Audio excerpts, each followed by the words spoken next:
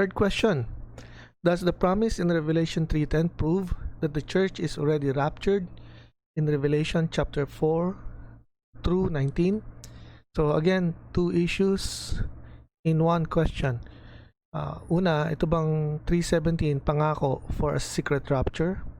And since yun ay pangako sa secret rapture, then is the church already raptured from chapter 4 to 19? Kasi wala nang binanggit na Gentile church, no? Puro na mga Jews ang binabanggit sa Revelation sa chapter 4 hanggang 19. So let's try to answer that. Yung 3:10 ay makikita sa promise dito sa church in Philadelphia. Kasi nakalagay dyan, I will keep you from the hour of trial. According sa mga Greek experts, ang ibig sabihin daw niyan sa Greek or yung kanilang syntactic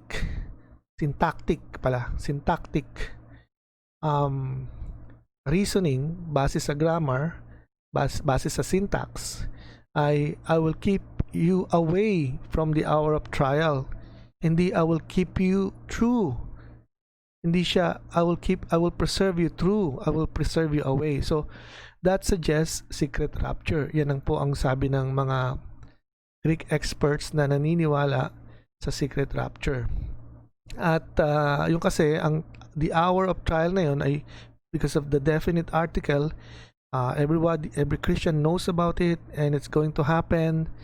The wrath of God or the day of the Lord, na pag dumating yun, it's gonna be poured out onto the whole world. So by that time, according sa yung mga Greek expert na naniniwala sa secret rapture, by that time wala na ang church na rapture na. Okay?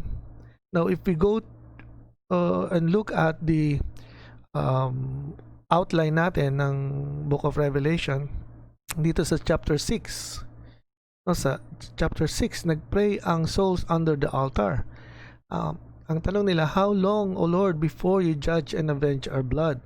And then they were told by the voice in heaven to rest a little until their full number of their brethren. So, inaantay pa yung full number na mamamatay din katulad nila before God will avenge or pour out His judgment on the world. Kaya kung mararapture ang church before that, paano marireach yung quota? May numeric quota rito full number ang sabi. And true enough, kaya pagdating sa chapter 7 na ang sagot sa prayer nila ay ibinato na sa earth, because dito sa intermission pinapakita rito sa chapter 7 na-meet na yung quota.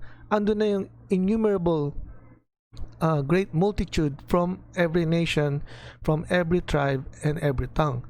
So sa madaling salita, nabanggit dito ang church, although hindi church ang word na ginamit.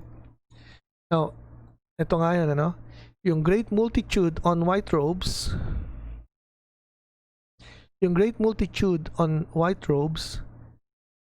yung no one could count, from every nation, tribe, people, language, standing before the throne and before the Lamb.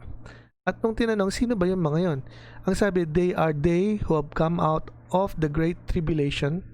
They have washed their robes and made them white in the blood of the Lamb. So hindi man church ang word na ginamit, the language of blood-redeemed people from every nation, these are the Gentile part of the church. Kaya napuno na yung quota.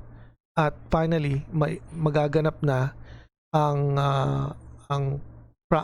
answer sa prayer ng mga unang na martyr, that the world will be judged. Okay, kaya ayan. Furthermore, dito sa intermission, sa third intermission, ang focus kasi ng kwento, ng storyline ay sa children of Israel.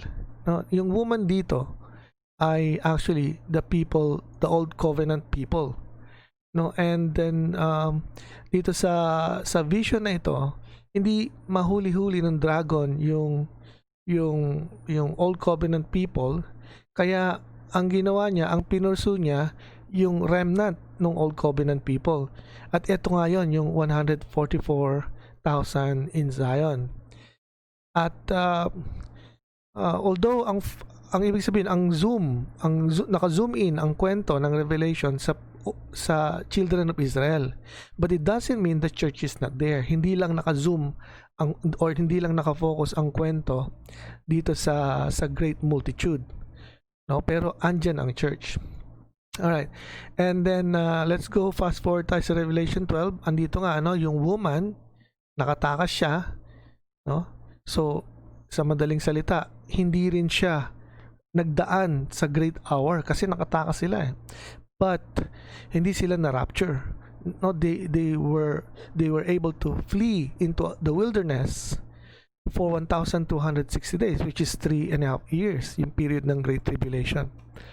Also, nung hinahabol siya nung dragon, she was given 2 wings that she might fly to a place prepared for her in the wilderness. Again, hindi ito rapture, no? It's a place where they are preserved by God for a times and half a time out of serpent's reach. So 3.5 years din po yun. Okay, now because of that, hindi siya mahuli-huli ng dragon. Nagalit yung dragon at he went off to wage war against the rest of her offspring, those who keep God's commands and hold fast their testimony about Jesus.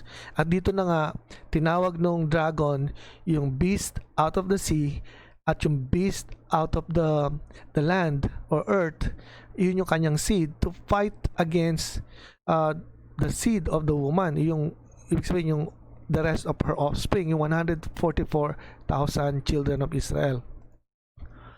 Now, kahit yung binuhos na yung plague or yung wrath ni God sa buong mundo, yung naka-receive ng seal ni God on their foreheads, just like the children of Israel noon sa Egypt, nung naibuhos ang plagues sa kanila nung time ni Pero, hindi naman sila napahamak, di ba? So in a way, they are also preserved away in this sense dahil hindi sila nadadamay. Ngayon, ito sa Revelation 7, they were sealed before the 4 angels released the 4 winds that would harm the land and sea and trees. Siniled muna sila. Kaya nung binuhos na yung plagues, yung wrath ni God, nung dumating na yung time of trial, they were preserved away in that sense dahil hindi sila nakaranas ng plague. At ganun din, finally, merong vision sa yung third intermission, yung vision ng 144,000 kasama na nung lamb sa Mount Zion. Their full number is intact, 144,000 pa rin. Ibig sabihin, they were all preserved, or they were all preserved away from the hour of trial. All of them survived. So to recap, number 1, the syntactic argument from the Greek can still be used, which means the preservation away from the hour of trial even in the absence of secret rapture. Secondly, the church in the book of Revelation, they are the blood-bought redeemed. This is the language used. Although the word church is not mentioned, or the Gentile church was never used, the idea of the church is that they are a people who are bought by the blood of the Redeemer. And number 3, although the storyline in the book of Revelation is zoomed in, nakafocus siya, ang lente nito, sa first fruits, i.e. the children of Israel, it doesn't mean the Gentile church, the Gentile component of the church or members of the church ay wala doon.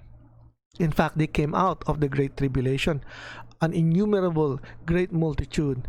And number 4, a proof positive that they were preserved away from the hour of trial is the last plagues, just like in the time of Egypt, affected only those without the Father's seal. And last but not the least, the next mention of the 144,000 in chapter 14 is another proof that all of them were preserved away from the hour of trial because their number is still intact.